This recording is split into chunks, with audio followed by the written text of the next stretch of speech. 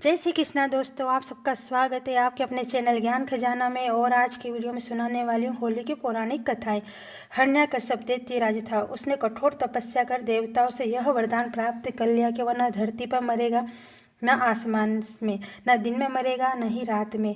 न कोई उसे अस्त्र मार सकता है, न कोई शस्त्र, और न कोई उसे नर मार सकेगा, न कोई पशु।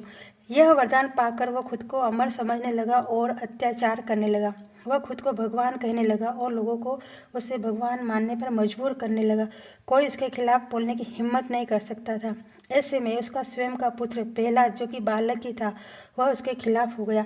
हिरण्यकश्यप से यह बर्दाश्त नहीं हुआ। उसने प्रहलाद को अनेक यातनाएं दी, लेकिन भगवान उसकी हर घड़ी मदद करते और उसका विश्वास और भी दृढ़ हो जाता। हिरण्यकश्यप को सूझ नहीं रहा था कि ऐसे में उसकी बहन होलिका कहते हैं, उसके पास एक चद्दरनुमा वस्त्र या कवच था जिसे ओढ़ने के बाद उसे अग्नि जला नहीं सकती थी।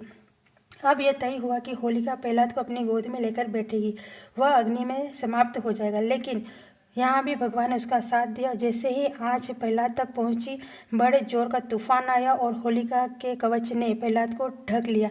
होलिका अग्नि में भस्म हो गई। इस प्रकार होली का यह त्यौहार बुराई पर अच्छाई की जीत के रूप में मनाया जाता है।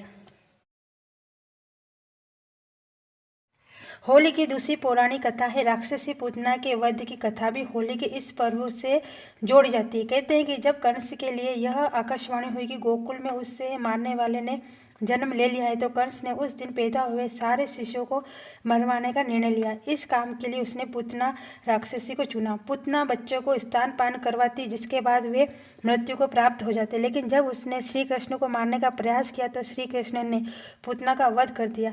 यह सब भी फाल्गुन पूर्णिमा के दिन हुआ माना जाता है, जिसकी खुशी में होली का पर्व मनाया जाता है।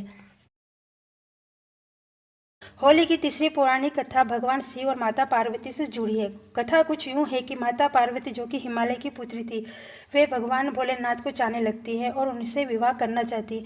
वहीं भगवान भोलेनाथ हमेशा तपस्या में लीन रहने वाले। ऐसे में माता पार्वती के लिए भगवान शिव के प्रति अपने प्रेम का इजहार करना और उनके समक्ष विवाह का प्रस्ताव रखना बहुत मुश्किल हो रहा था।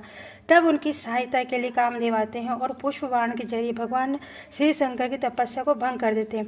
भगवान भोलेनाथ की तपस्या भंग करने का परिणाम शायद वे नहीं जानते थे। जैसे ही भगवान भोलेनाथ की आंखें खुली, उन्हें कामदेव की इस हरकत पर बहुत अधिक क्रोध आया। वे अपने तीसरी नेत्र से उन्हें भस्म कर दिया। लेकिन जैसे ही माता पार्वती सामने आई, उनका क्रोध कुछ शांत हुआ। माता पार्वती के प्रस्ताव को उन्होंने स्वीकार कर लिया। माना जाता है कि होली के त्यौहार पर अपनी काम वासना की अग्नि को जलाकर निष्काम भाव के प्रेम की विजय का उत्सव माना जाता है। कामदेव के भस्म होने पर उनकी पत्नी रति भोलेनाथ की आराधना कर उन्हें प्रसन्न करती हैं और कामदेव को जीवित करने की प्रार्थना करती है। उनकी पूजा से प्रसन्न होकर भोलेनाथ कामदेव को जीवित कर देते हैं। जिस दिन यह सब हुआ, वह दिन फाल्गुन मास की पूर्णिमा यानी होली का दिन माना जाता है। आज की वीडियो में बस यहीं तक।